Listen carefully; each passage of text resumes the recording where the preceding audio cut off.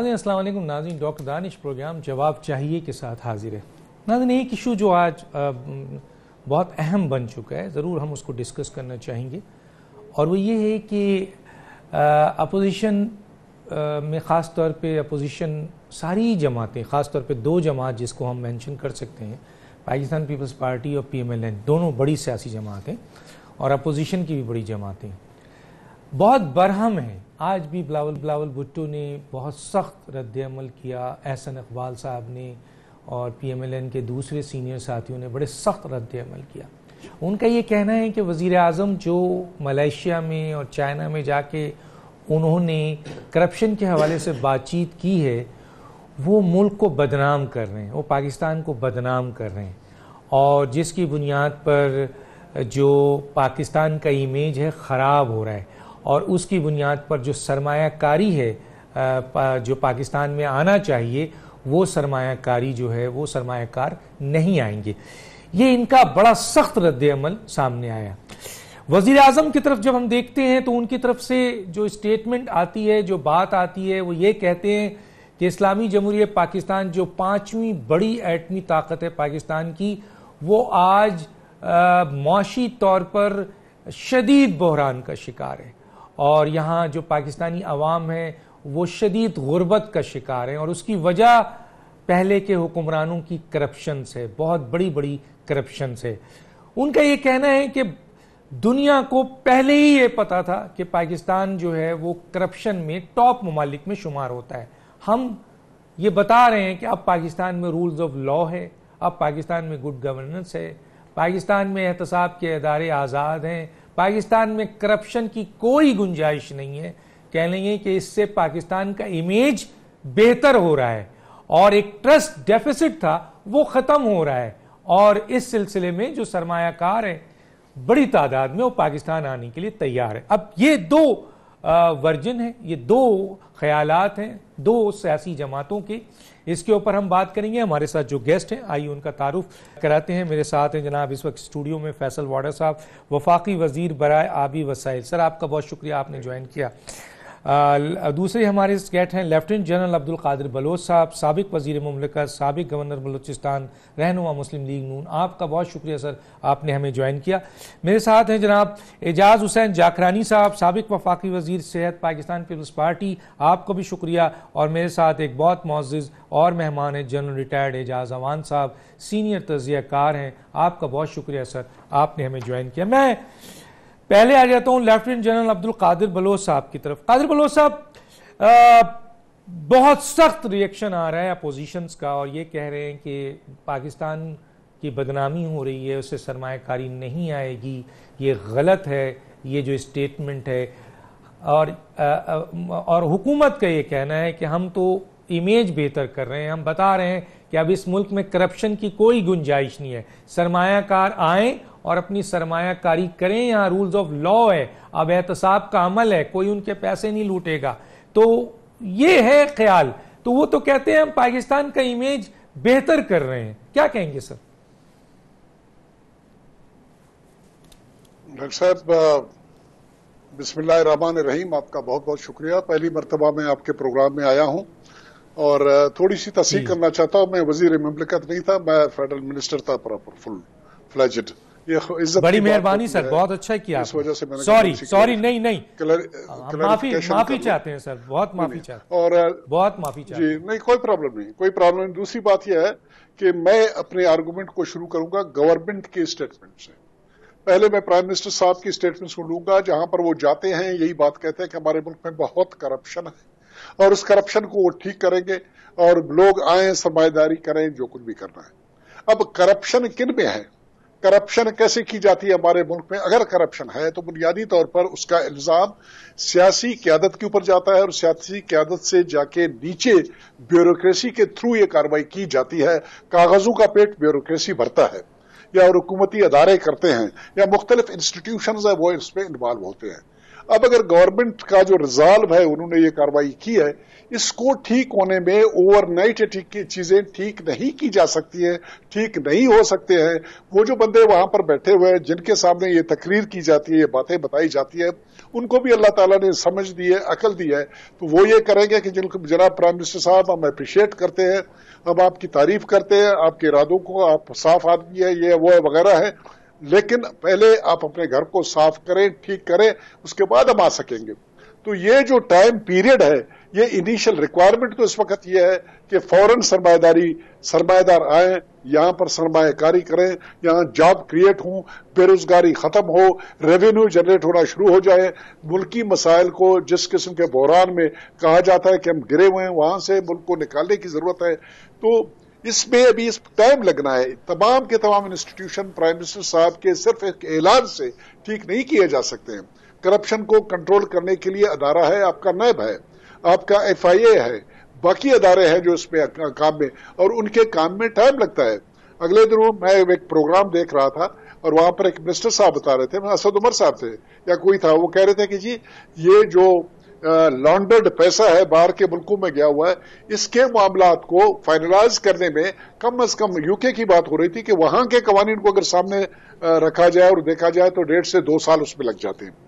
तो ये तो है वो पैसा वापस लाने वाली, और स्टेबल को क्लियर करने में टाइम लगता है।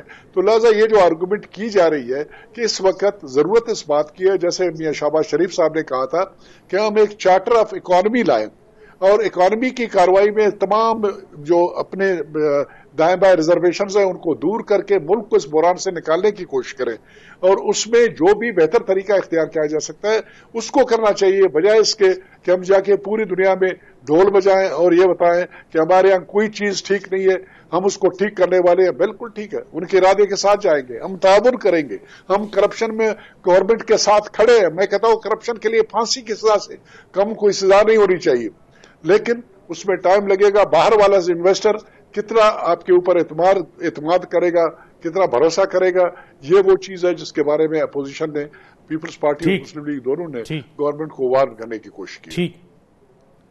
ठीक है सर, मैं आगे चल के आपसे इस मौजूद में मजीद बात करता हूं। जनाब वाडा साहब, मैं आपकी तरफ आता हूं। बहुत बरहम हुए हैं आज बिलावल भुट्टो साहब भी, एहसन इकबाल साहब भी, और ये उनका पॉइंट ऑफ व्यू है। जिस तरह अभी आपने देखा, जॉन साहब ने कहा कि बाहर जाकर आप मलेशिया और चाइना में करप्शन के बारे में कह रहे हैं, इससे मुल्क बदनाम हो रहा है, इससे फॉरेन इन्वेस्टर यहाँ नहीं आएंगे। लेकिन हुकूमत का जो मौक़िफ़ है, वज़ीर आज़म का जो मौक़िफ़ है, वो कहते हैं कि जी ये जो ट्रस्ट डेफिसिट है ये ख़त्म होगा। आप किस हद तक इससे मुतमईन हैं? बहुत शुक्रिया डॉक्टर साहब। देखिए डॉक्टर साहब, आपने कहा कि जो भरम है वो हमारे लिए तो इररेलेवेंट लोग हैं, और एहसन इकबाल तो किसी सूरत में हमारे लिए रेलेवेंट नहीं। और ये वो लोग हैं जो ये बातें कर रहे हैं जिन्होंने मुल्क और मुल्क की रेपुटेशन दुनिया भर में करप्शन से लपेट कर पैनामा से शुरू किए। तो जिस चोरी का इल्ज़ाम इंटरनेशनली शुरू हो गया हो, उसको हमने क्या बताना है कि हमारे माशरे में और हमारे हुक्मरानों ने क्या चोरी की है। मतलब चोरी भी है और सीना जोरी भी है। मैं जो साहब बैठे हुए एक्स फेडरल मिनिस्टर, मैं उनकी बात की इंडोर्स करता हूँ कि उन्होंने अच्छी बात की। टाइम लगेगा। जनरल कादिर बलोच साहब ने जिन्होंने भी कहा है, जी वही है। तो क्या कहते हैं, दूसरी चीज़ डॉक्टर साहब ये कि हमारा चेयरमैन, हमारे मुल्क का प्राइम मिनिस्टर इमरान खान साहब 22 साल उन्होंने स्ट्रगल की करप्शन के खिलाफ। 22 साल, 22 घंटे नहीं, 22 महीने नहीं। हमें 22 साल पहले इक़्तिदार मिल जाता अगर हम डीलिंग कर लेते। हमने डीलिंग नहीं की। उनके अंदर नहीं, ना उनका कोई भाई है, ना कोई बेटा है जिसकी शुगर मिल है, एमएनफील अपार्टमेंट है, या उसके FIA में 51 अरब रुपए निकल रहे हैं, शुगर मिलें निकल रही हैं, या लॉन्चों में पैसे जा रहे हैं। तो इमरान खान साहब की तो कोई फाइल है नहीं, तो उन्होंने कॉम्प्रोमाइज़ करना नहीं है। दूसरी चीज़ ये कि ये बातों से पहले मैं थोड़ा रेफरेंस दे दूं कि काश सऊदी अरेबिया हम होते, जो हम बंद करते सारे मुल्कों को 5 स्टार होटल के अंदर डंडे मारते और पैसे निकालते। काश हम चाइना होते कि 200 लोगों को फांसी चढ़ा देते। काश हम मलेशिया होते जिन्होंने सजाएं दी और अपनी सिर्फ तयन की, मुक़य्यम की अपने मुल्क की। हमारे पास ये तो शुक्र करेंगे इमरान खान साहब के पास उस हद तक है कि वो उससे बोल रहे हैं, और इमरान खान साहब की क्रेडिबिलिटी ये कि वो बताते हैं कि जब मेरे टाइम के ऊपर दूध में 80% पानी नहीं मिलाया जाएगा, दूध होगा, चीनी चीनी होगी, मिलावट नहीं होगी किसी चीज के अंदर। 100 दिन की कारकर्दगी भी तो अपनी देनी है। मैं जो आऊंगा एक सवाल पे जिसकी मैं वजाहत आपसे हैरान हो जाएगी। मैं आऊंगा, मैं अभी सवाल बनेगा, लेकिन मैं उसकी वजाहत जरूर चाहूंगा कि ये जो बाहर इमरान खान साहब कह रहे हैं, तो आप समझते नहीं कि इससे मुल्क की बदनामी नहीं हो रही है? इमरान खान साहब की ईमानदारी, उसकी क्रेडिबिलिटी पूरी दुनिया में मानी जाती है। जब वो एक आदमी कह रहा है कि अब चोरी नहीं होगी, उसका मतलब है कि वो सर पैनामा के बाद कोई चीज रह जाती है दुनिया को बताने के लिए कि हम बहुत फरिश्ते, और ये कह रहे हैं कि लोग कि हम झूठ बोल के इन्वेस्टर को लें, तो बेईमान आदमी नहीं है, उसके खून में बेईमानी नहीं है।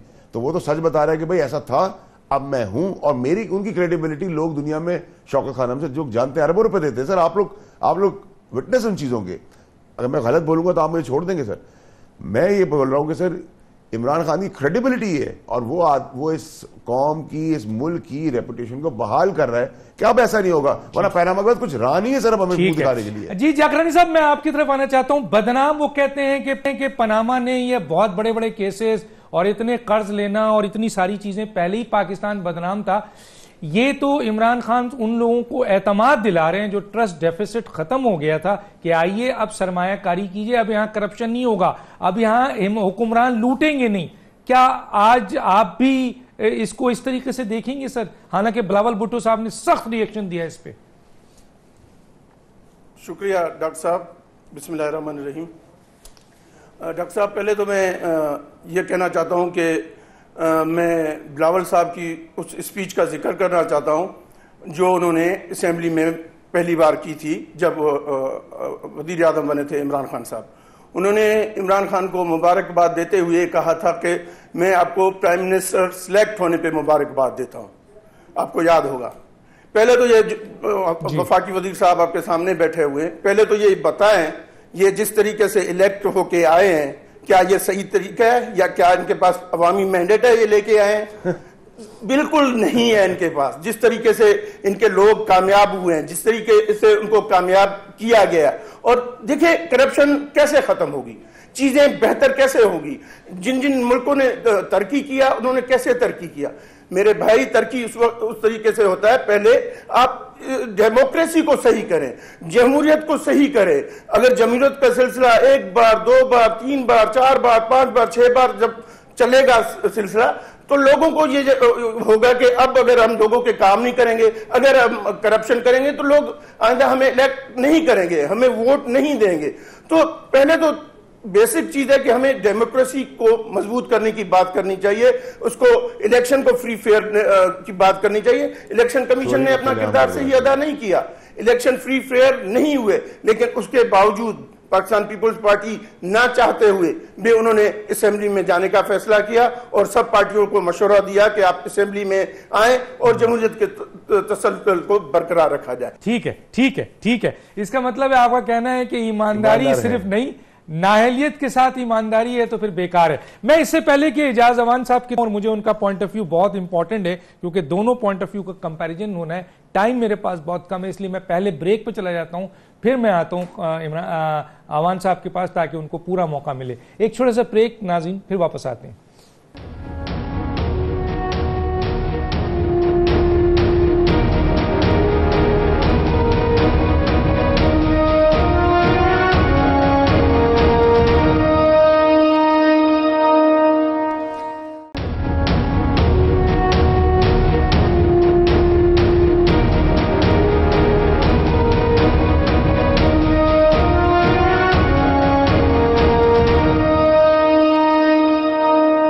वेलकम बैक जी। जनरल एजाज अमान साहब, आपने हुकूमत की भी और अपोजिशन की भी बात सुनी और हमारा जो सवाल था कि सर वाकई इमरान खान साहब के इस किस्म के स्टेटमेंट से इमेज बेहतर हो रहा है, सरमायाकार आएंगे, सही सूरत हाल वाज़े हो रही है, जो ट्रस्ट डेफिसिट था वो ख़त्म हुआ है, या पाकिस्तान बदनाम हो रहा है और उससे पाकिस्तान को नुकसान पहुँचेगा? आप कैसे देखते हैं सर? थैंक यू डॉक्टर साहब। देखिए, बात एज अ न्यूट्रल ऑब्जर्वर, मैं किसी पॉलिटिकल पार्टी का बेसिक मेंबर भी नहीं हूं। मैं सिर्फ बात कर रहा हूं जो मौजूदा हालात हैं और जो बातचीत हो रही है। क्या आज आप इंटरनेट पे चले जाएं और ये एक डालें, सर्च करें कि 10 मोस्ट करप्ट पॉलिटिकल लीडर्स, अगर उनमें पाकिस्तानी लीडर्स का नाम आता है, साबिका रूलर्स का, तो फिर आप नेकनामी का अंदाज़ा करा लें। मैं कहना ये चाहता हूं कि जो मुल्की मसाइल हैं पाकिस्तानीज़ अब्रॉड उनसे बड़ी अच्छी तरह अवेयर हैं और वो मुतलका आदमी से वही बात सुनना चाहते हैं। जब आर्मी चीफ गए और उन्होंने वहाँ लोगों से इंटरेक्ट किया तो लोगों ने अमन की सूरत हाल और दहशत गर्दी के बारे में सवाल किए। प्राइम मिनिस्टर इमरान खान साहब एक ही स्लोगन लेकर आए हैं कि मैंने मुल्क से करप्शन को ख़त्म करना है, एक फेयर प्ले करना है, बाहर से इन्वेस्टमेंट इनवाइट करनी है। जब जो पाकिस्तानियों को एड्रेस करें, चाहे मलेशिया हो, लंदन हो या अमेरिका हो, जब वो जिसको भी एड्रेस करेंगे तो उनसे एक ही तवक्को की जाएगी कि जब आप आए हैं तो आपने करप्शन के खिलाफ क्या किया है, क्या माहौल साजगार बनाया है ताकि हम आए और इन्वेस्ट करें। और इसका लिटमस टेस्ट ये है कि क्या पीपल्स पार्टी के दिनों में डायरेक्ट इन्वेस्टमेंट कितनी आई 5 सालों में, मुस्लिम लीग नून के दिनों में कितनी फॉरेन इन्वेस्टमेंट डायरेक्ट आई जो इस मुल्क में, डायरेक्ट या इनडायरेक्ट इन्वेस्टमेंट कितनी हुई है। अगर वो बहुत ज़्यादा हुई है और इन 5 सालों में आने वालों में नहीं होती तो शायद हम 5 साल बाद ये नतीजा निकाल सकेंगे कि इमरान खान की स्ट्रेटजी गलत थी, इन पर लोगों ने एतमाद नहीं किया, ये अपना नैरेटिव लोगों को नहीं दे सके, ये कोई पॉलिसी रिफॉर्म नहीं ला सके जिसकी वजह से लोगों ने इन्वेस्ट नहीं किया और ये भी वैसे ही निकले जैसे मुल्क के हालात पहले थे। शायद हम तब्दीली लाने के अहल ही नहीं हैं। तो ये नतीजा अखज़ करना 100 दिनों में या 2 तकरीरों से, मेरे ख्याल में ये वहाँ पे पाकिस्तानियों से खिताब कर रहे थे और यही बात हुई कि आप हालात साजगार हैं, फॉरेनर्स को भी इनवाइट किया और इनको भी कि आप आएँ और इन्वेस्ट करें। तो कहने का मकसद ये है कि पाकिस्तान का इमेज इस वक्त जो दुनिया में है वो बड़ी अच्छी तरह साबित हो चुका है पूरी दुनिया को। पैनामा की लिस्ट उठा लें, अगर 460 पाकिस्तानी मनी लॉन्ड्रिंग करके फॉरेन आइलैंड में पैसा रख रहे हैं और प्रॉपर्टीज अब्रॉड ले रहे हैं, 8000 प्रॉपर्टीज अगर एक मुल्क से निकल रही हैं, 302 प्रॉपर्टीज बरतानिया में निकल रही हैं, तो क्या उनको नहीं पता कि ये पैसा कहां से आ रहा है और कैसे आ रहा है और किन मुल्कों में इन्वेस्ट हो रहा है? क्या जिनके बेटे खुद तिजारत दूसरे मुल्कों में करें, अगर इनकी औलाद के लिए साजगार माहौल बरतानिया में है बिजनेस करने का, इसहाक डार के बेटों के लिए साजगार माहौल दुबई में है, तो किन लोगों को ये दावत देंगे कि आप आएं और पाकिस्तान में इन्वेस्ट करें? क्योंकि हमारी औलाद तो कारोबार करेगी दुबई और लंदन में, आप आए और कारोबार करें पाकिस्तान में। ये दोगलापन नहीं चल सकता। दुनिया की आंखें बहुत खुली हैं, ये मीडिया का दौर है, सारी इंफॉर्मेशन इंटरनेट पे मौजूद है और इसमें कोई न बदनामी में इजाफा कर सकता है, न नाकामी में इजाफा कर सकता है, न कोई उनको सब्ज बाग दिखाकर इन्वेस्टमेंट इनवाइट कर सकता है। तो मेरे ख्याल में पाकिस्तान की कोई बदनामी नहीं हो रही है। ठीक है, मैं जनाब जनरल कादिर अपना बलोच साहब की तरफ आता हूँ। जनरल साहब, 2 चीजें यहाँ, एक चीज इजाफा भी कर दूंगा जरा। एक तरफ ये कि जो सरमायाकारी थी, जैसे उन्होंने सवाल भी उठाया है कि अगर बदनामी की बुनियाद पर सरमायाकारी नहीं आएगी तो पीएमएलएन के दौर में या पीपल्स पार्टी के दौर में कितने सरमायाकार आए। कहा जाता है कि अंदरूनी सरमायाकार भी मुल्क से चले गए थे, यहाँ के अपने लोकल डोमेस्टिक सरमायाकार भी चले गए थे। तो एक तो इस पे जरा सा कमेंट दूंगा। दूसरा कमेंट्स मैं जरूर चाहूंगा सर, क्योंकि इस कमेंट में मुझे मिल नहीं रहा है। मैंने सिर्फ अपना एक जगह पढ़ा, किसी सीनियर नून लीग के जिम्मेदार ने ये कहा था, शायद रोहेल असगर ने। मेरा सवाल ये था कि इस वक्त पीएमएलएन को क़यादत की बहुत ज़रूरत है। उनके सदर इस वक्त अरेस्ट हैं और उनको उनके ऊपर करप्शन के केसेस 1 नहीं 2 नहीं 3रा रेफरेंस भी बन रहा है। ऐसी सूरत हाल में मियाँ नवाज शरीफ और मरियम नवाज साहबा बाहर हैं और सियासी तौर पर उनको आज़ादी है, लेकिन क्या वजूहात है कि वो इस वक्त मुस्लिम लीग नून को नहीं संभाल रहे हैं? सियासी एक्टिविटीज़ उनकी बिल्कुल ज़ीरो है। तो लोग सुनना चाहते हैं, क्योंकि आप बहुत सीनियर उनके साथी हैं, तो इस पे भी कमेंट दीजिएगा सर।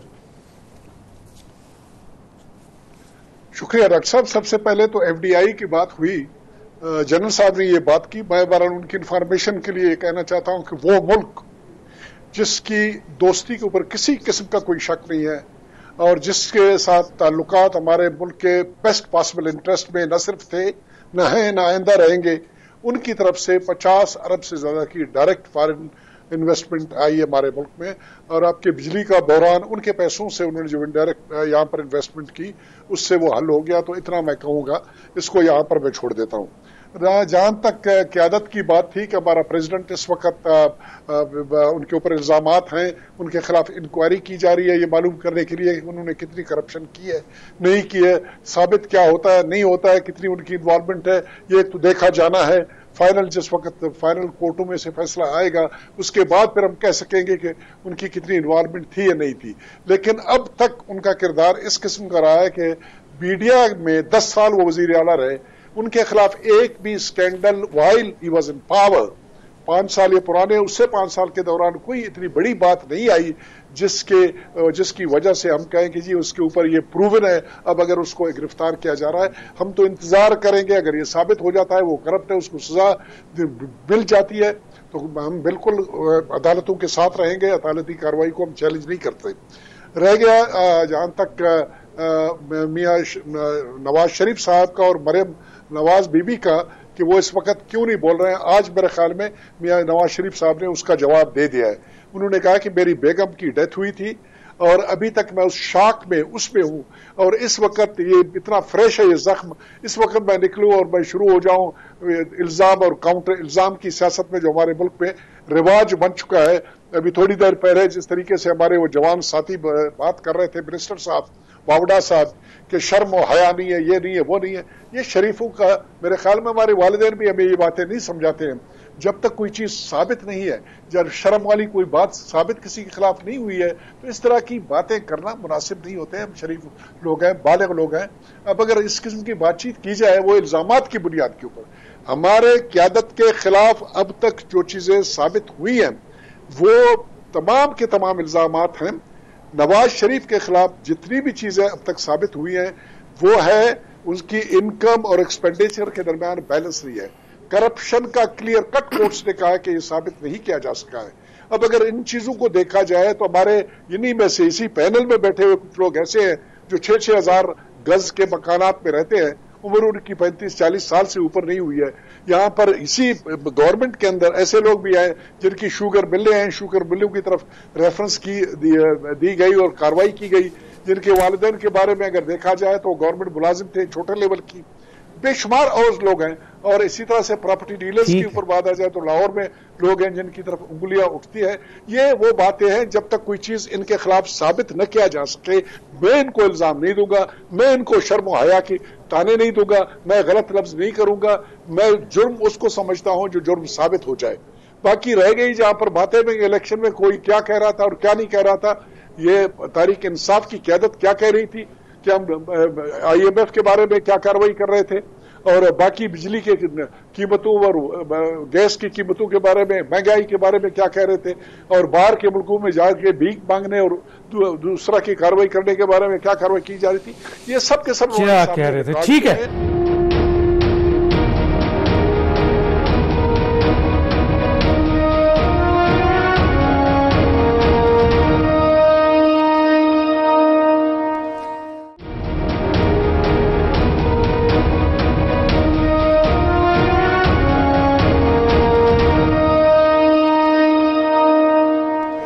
जी वाडा साहब क्या कहेंगे? मैं सवाल ऐड करूं या बहुत सारे सवालात आ गए? जी मैं सवाल तो भूल जाता हूं, आप करें। नहीं, मैं सवाल तो अगर करूंगा तो मैं तो आऊंगा कि आप वो कह रहे हैं कि आप करप्शन के इल्जामात लगा रहे हैं, हालांकि करप्शन साबित नहीं हुई है। और दूसरा ये कि आपके अंदर भी बहुत सारे लोग हैं, उन्होंने कई इशारे भी दे दिए हैं जिनके ऊपर सवालात उठते हैं असासे के लिहाज से, कारोबार के लिहाज से, शुगर मिल्क के लिहाज से। और मेरा एक जो ऐड है कि अब आपको 100 दिन के अंदर आवाम को कारकर्दगी दिखानी है, इस 85-90 दिन के अंदर कोई मजबूत हिकमत अमली कारकर्दगी की नजर नहीं आई। जी जी जी जी सर। डॉक्टर साहब बाज़रत के साथ एक छोटी सी इंटरप्शन करूंगा। एक और बात भी मैं कहना चाहता हूं कि ये जो टीम बनी हुई है, लेकिन मैं आपको दूंगा, लेकिन मैं आपको रिस्पांसिबिलिटी दी गई है वो जी मैं एक छोटी सी बात जी जी जी जी बोले PML-Q का और परवेज मुशर्रफ साहब के दौर के 13 मिनिस्टर्स लाए हैं, उनके ये तमाम लोग मिलकर कैसे साफ होंगे और किस तरीके से वो डिलीवर कर सकेंगे, जैसे बावड़ा साहब ने इरादा जाहिर किया। अल्लाह करे सर मुशर्रफ साहब के मिनिस्टर तो हर जगह नजर आते हैं सर, इतने अच्छे मिनिस्टर थे मुशर्रफ साहब के कि हर पार्टी लेती है और गिला भी करती है सर। जी बहुत सारे सवाल आ गए। एक कादिर साहब के मैं पहले सवाल का जवाब पहले दे देता हूँ, आखिरी सवाल का, कि वो जो मिनिस्टर हमारे पास है, जो हमारी पार्टी में, तो हमारे पास एक वॉशिंग मशीन का सर्फ है जिसमें हर किसी को वाइट कर देते हैं, और अगर आपने भी किसी को भेजना और है तो हम उनको भी वाइट कर देंगे, कोई प्रॉब्लम नहीं है। दूसरी चीज ये कि देखें, कादिर साहब ने कहा वाइट हो जाएंगे जो लोग मशीन से निकलेंगे आपके पास, आप बेफिक्र हो, यानी किसी और जगह पे जितने भी हैं। मैं वहां से शुरू करूंगा। जाकरानी साहब ने, उन्होंने कहा कि मेरे लीडर बिलावल साहब ने सेलेक्ट का, तो मैंने कहा जाकरानी साहब उतनी अंग्रेजी समझ सके सेलेक्ट तक की, वो सेलेक्ट हमें पाकिस्तान की आवाम ने किया, सही कहा था। हम बिलावल साहब की स्टेटमेंट का खैर मकदम करते हैं। नंबर 2 ये कि आपने एक और चीज कही कि आपके बिलावल साहब ने जो बात की हम सर आंखों पर रखते हैं उनकी स्टेटमेंट को, लेकिन सर मेरा सवाल आपसे है कि आप इतनी बड़ी पार्टी, आप इतने पुराने सियासतदान हैं और इतनी आप वाली सियासत हम नहीं कर सकते। ये खुदा की कसम खा के मैं आपको कह रहा हूं कि आप सही कह रहे हैं कि हमें वो सियासत नहीं आती।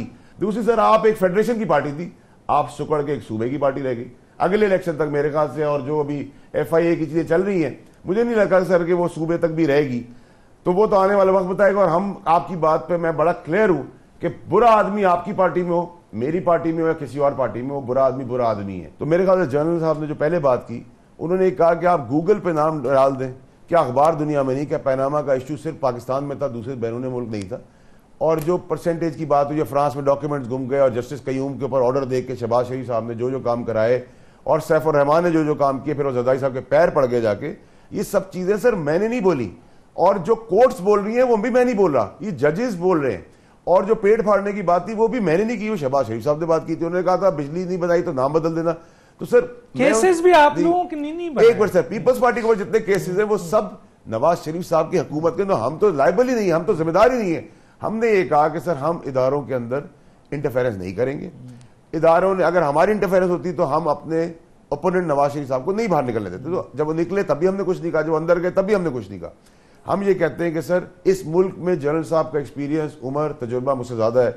इस मुल्क की बदनसीबी है कि एक तो कानून बनाए गए चोरी को प्रोटेक्ट करने के लिए, 2 पार्टी सिस्टम था इस मुल्क में, कभी किसी को अल्लाह ताला के अलावा किसी को नहीं पता कि तीसरी पार्टी आ जाएगी, वो आ गई। उसका इंटरेस्ट अपने लिए नहीं है, अवाम के लिए। हम एहतसाब अक्रॉस द बोर्ड कर रहे हैं। जो जनरल साहब बात कर रहे हैं, अगर हमारी सफ़ों में भी हैं, आपने अपने वक्त दौरे हुकूमत में क्यों नहीं उनको प्रोब किया, और अगर हैं आप बिल्कुल कोर्ट में जाएं और इदारे उनके ऊपर हाथ डालते हैं तो हम उस पर भी कोई इंटरफेयर नहीं करेंगे। तो हमारी कोई दो राय नहीं है। बुरा आदमी अपने कामों से पछाड़ा जाता है, ये बात आपकी ठीक है, कन्विक्ट होना चाहिए, लेकिन एक इल्जाम के तहत भी सर फिर हम कातिल को भी क्यों जेल में डालते हैं? जब तक उसका इल्जाम क्लियर ना हो उसको भी आजाद छोड़े, जब वो पकड़ा जाए तो उसको बंद कर देना। ऐसा नहीं होता सर। हमने नहीं एग्रीमेंट साइन करके हम सऊदी अरेबिया गए थे, हमने नहीं इसाक डार की तरह जालम मांग रहे हैं, पनाह मांग रहे हैं, भागे हुए, इश्तिहारी हुए हैं, बेटे आ नहीं सक रहे वो इश्तिहार। सर हम अल्लाह बुरे वक्त से बचाए, हम नहीं कर रहे सर। कानून और ना करेंगे कानून आपको बता रहा है। इश्तिहारी आपके 5 साल बाद ऐसा तो नहीं होगा कि आप भी ये मांग रहे हो, ऐसा तो नहीं होगा। आखिरी जुमला, ब्रेक पे जा रहा हूं सर। सर मेरा ख्याल है कि हमारे सर के ऊपर अल्लाह के इमरान खान साहब बैठे हैं, फर्क इतना है। डॉक्टर साहब, इंसान बिदक सकता है, बहक सकता है, ऐसा नहीं। इमरान खान साहब की लीडरशिप में ऐसा नहीं हो सकता। बिल्कुल। मैं ब्रेक पे जा रहा हूं, ब्रेक के फौरन बाद आके सर आपको मौका देता हूं, आप अपना पूरा पॉइंट ऑफ व्यू दीजिए। नाज़रीन एक छोटा सा ब्रेक, फिर वापस आता हूं।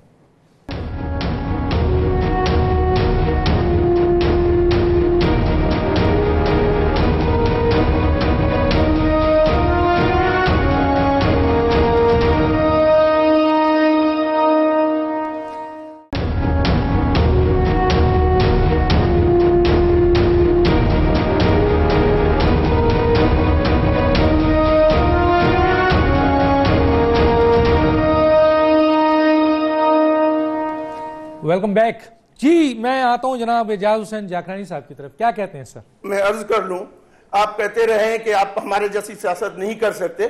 आप सही कह रहे हैं, आपने ये मेरे से सवाल किया। आप हमारे जैसी सियासत इसलिए नहीं कर सकते कि हमारी पार्टी ने सियासत में कुर्बानियां दी हैं, हमारी पार्टी ने आईन दिया है, हमारी पार्टी ने, हमारे जुल्फकार अली भुट्टो ने इस मुल्क को जमहूरी निजाम दिया है, हमारे बेनजीर साहबा ने मिसाइल प्रोग्राम दिया, न्यूक्लियर प्रोग्राम, अगर आज आप कहते हैं ना 5वां बड़ा न्यूक्लियर प्रोग्राम है, ये भी हमारी पार्टी की वजह से। इसलिए आप बिल्कुल उस तरह की सियासत नहीं कर सकते, ये सियासत पाकिस्तान पीपुल्स पार्टी कर सकती है। आप करप्शन की बात करते हैं, क्या करप्शन की बात? 10 साल तो आपने आसिफ अली जरदारी को आपने नहीं, उस हुकूमत ने जेल में रखा, आज तक बता दें कोई केस तो प्रूव कर नहीं सके, और उसके वो 10 साल जवानी के कहा बता रहे हैं, पता है सबको क्या? नहीं 10 साल जवानी के कह रहे हैं किस हुकूमत ने एजाज जाकर आप तो अभी आए हैं, तो आप अपनी तरफ तो ना लेना, आप तो अभी आए हैं तो आपका नाम तो नहीं है, आप ना ले।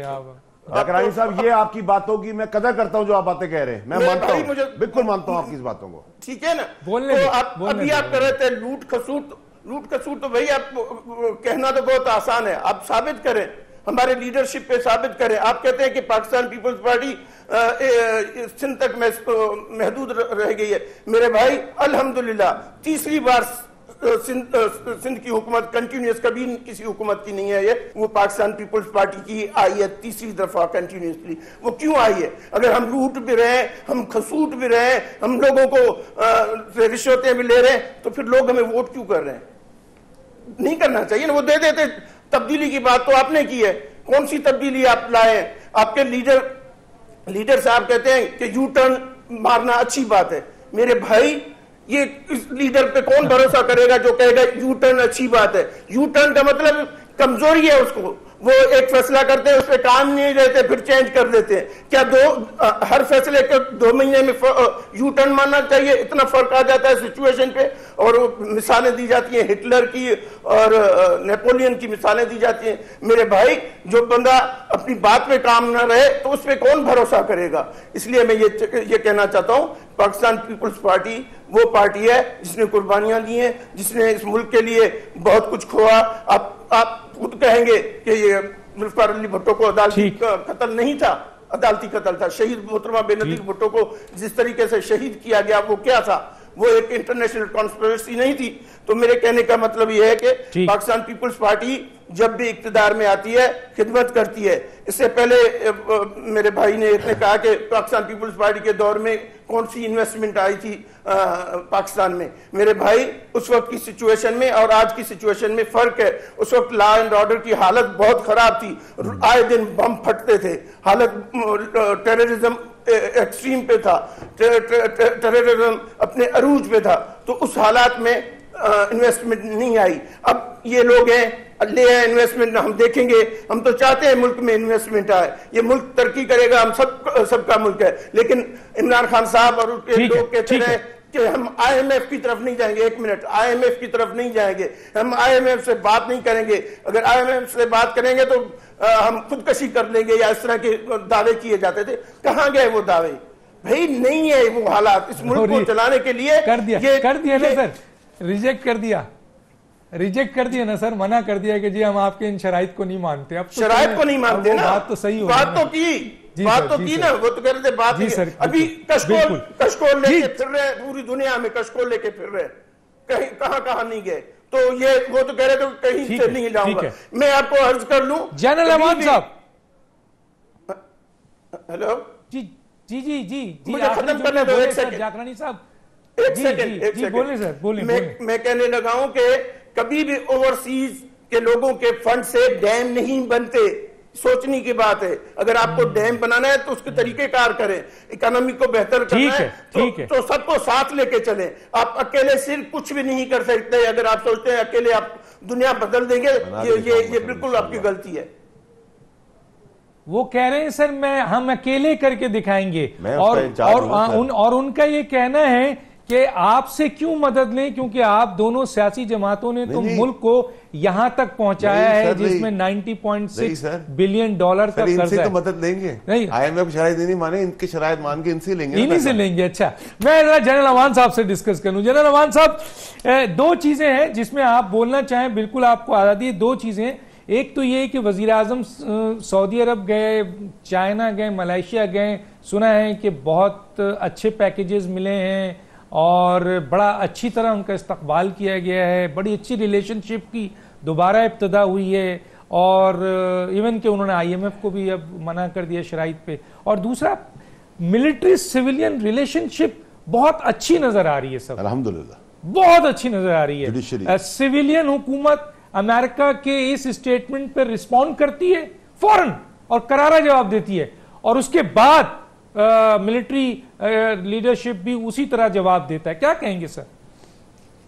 जी thank you very much doctor साहब। पहली बात तो ये है कि एक बहुत अच्छी बात है जो हमारे दोस्त एक्नॉलेज कर रहे हैं कि चलो जमहूरियत पनप रही है, मुल्क में जमहूरी निज़ाम बेहतर हो रहा है और कम अज़ कम एक सूबे में फेयर इंतखाबात हो गए हैं, वहाँ इलेक्शन कमीशन ऑफ पाकिस्तान का काम भी अच्छा, सिक्योरिटी के हालात भी अच्छे, और तीसरी दफा हुकूमत कायम हो गई है इंशाल्लाह। अगली दफा अगले 3 सूबों में भी, अगले 3 मैंने ये कभी भी अच्छा नहीं फिर कहा आप फखर क्यों कर रहे हैं? मैं ये अच्छा नहीं, अच्छा आपने ये कह दिया कि सिंध में इंतखाबात फेयर नहीं हुए। मैं कहता हूं पूरे पाकिस्तान में नहीं हुए। मैं ये कह रहा हूं पूरे, मैं खुद विक्टिम हूं उसका। आपने तो एक बात जाकरानी साहब बात सुन लें। आपने ये फरमाया है कि हमें लोगों ने इलेक्ट, अभी बात सुनेंगे आप, आपने ये कहा है कि अल्हम्दुलिल्लाह हमें लोगों ने इलेक्ट किया है और 11वां साल। सर जनरल साहब बोले, आपकी आवाज आ रही है, सब सुन रहे हैं सर, बोले। जाकरानी साहब उनको बोलने दें। जी जाकरानी साहब ने फरमाया है कि अल्हम्दुलिल्लाह हमें सिंध के लोगों ने इलेक्ट किया है और तीसरा टेन्योर हमारा शुरू हो गया है, 11वां साल शुरू हो गया है। तो ये उसी का नतीजा है कि लोगों ने अपनी मर्जी से वोट दिया, फेयर इंतखाबात हुए और एक फेयर गवर्नमेंट सिंध में कायम हो गई है। अगर वो कहते हैं ये भी फेयर नहीं है, फेयर इंतखाबात की बात नहीं की है। दूसरी बात ये है, फेयर इंतखाबात की बात नहीं की है, मैंने फेयर इंतखाबात की बात नहीं की है। अच्छा चले अनफेयर मीन से 11वां साल शुरू हो गया है। ओके, बात यह है, देखें जो प्राइम मिनिस्टर जा रहे हैं चाइना, और जो जिस तरीके से महातीर मोहम्मद ने उन्हें खुद वेलकम किया, वो कभी किसी लीडर को रिसीव करने के लिए नहीं गए, लेकिन उन्होंने ये एजाज प्राइम मिनिस्टर ऑफ पाकिस्तान को दिया और खुद जाकर उन्होंने रिसीव भी किया और अलविदा भी किया। तो this speaks volumes of his credibility in Saudi Arabia, in China और in Malaysia and in Emirates, के आज हम वो जो डिफिसिट था, जो पेमेंट के क्राइसिस थे, जो इमीडिएट फाइनेंशियल क्राइसिस थे, उनसे आज पाकिस्तान बाहर आ गया है और अब हालात इतने स्टेबल हो गए हैं कि जो पेमेंट बैलेंस ऑफ पेमेंट का इशू था वो रिजॉल्व हो गया है मेरे ख्याल में 100 दिनों में। और इन 4 विजिट्स में ये बहुत बड़ी कामयाबी है हमारी मौजूदा हुकूमत की। आगे हम इनको देखेंगे कि ये मुल्क को क्या लाया अमल देते हैं, क्या अपनी फिस्कल पॉलिसीज अनफोल्ड करते हैं, कितना इन्वेस्टर्स को एतमाद देते हैं, कितना इन्वेस्टमेंट फ्रेंडली माहौल बनाते हैं, उस पर डिपेंड करेगा कि आगे क्या हो रहा है। तो तीसरी बात आपने कही civil military relation.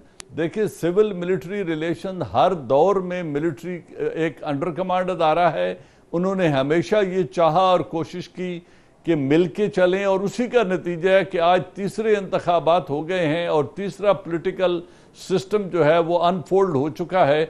10 democratic years गुजर गए हैं, तीसरा टेन्योर शुरू हो गया है। तो पाकिस्तान आर्मी ने अपनी कोर्स करेक्शन कर ली है और उन्होंने हर हुकूमत के साथ इतना ही ताउन किया जितना वो इनके साथ कर रहे हैं। हाँ, आज एक बात बड़ी वाज़ेह है कि उनमें और मौजूदा पॉलिटिकल पार्टी में 2 ज़बानें नहीं बोली जा रही। अमेरिकन को सियासी लीडरशिप कुछ कहे और आर्मी लीडरशिप कुछ कहे, आज ये नहीं हो रहा। आज वो एक प्लेटफॉर्म पे बैठ के बात करते हैं। जनरल कमर जावेद बाजवा साहब ने भी जो बाजवा डॉक्ट्रिन अनफोल्ड की, उन्होंने कहा जी हमने जो कुछ प्रॉमिस किया था कर चुके हैं वॉर ऑन टेरर पे, अब हम और कुछ नहीं करेंगे, नो मोर का मंत्रा नहीं सुनेंगे। हमारी पॉलिटिकल लीडरशिप और इमरान खान साहब ने भी जो एक बड़ा 2 टोक मौक़िफ़ लिया है, और पहली दफ़ा मुझे खुशी हुई कि इतनी जुर्रत न किसी मिलिट्री डिक्टेटर ने दिखाई, न किसी सियासी पार्टी ने दिखाई, न किसी सियासी लीडर ने दिखाई कि अमेरिका को वो एक मुंह तोड़ जवाब दे कि जी आप ये नहीं कहेंगे, we will not. Zulfikar Ali Bhutto को तो माइनस नहीं करेंगे ना आप, जुल्फिकार अली भुट्टो को तो माइनस नहीं करेंगे ना। देखिए उन्होंने तो जवाब दिया था सर, और उसका वो शिकार भी हुए। बिल्कुल तो रखें हुए। सर उन्होंने नहीं, देखें, जुल्फकार अली भुट्टो की बात हम नहीं कर रहे। जुल्फकार अली भुट्टो ने जिस तरह अरब वर्ल्ड को इकट्ठा किया था, आप नवाज शरीफ और जरदारी साहब के कंपैरिजन में कह रहे हैं, बिल्कुल सही है, जरदारी साहब के या नवाज शरीफ के। जी, मैं जो रेमिनेंट्स हैं पीपल्स पार्टी की उनकी बात कर रहा हूं कि मौजूदा लीडरशिप में ना दमखम है न वो विजन है, और नून में तो न विजन है न दमखम है। इन्होंने तो सिर्फ एक काम सीखा है कि हमने आर्मी को बदनाम कैसे करना है और हमने बाहर जाके क्या बहुत कहना शुक्रिया है और अंदर आप, बहुत शुक्रिया आप तमाम शुक्रिया। शुल्का का शुक्रिया। वक्त खत्म हुआ, बिल्कुल खत्म हो गया। डॉक्टर दानिश को इजाजत दीजिए, तशनगी रही। डॉक्टर दानिश को इजाजत दीजिए, अल्लाह हाफिज।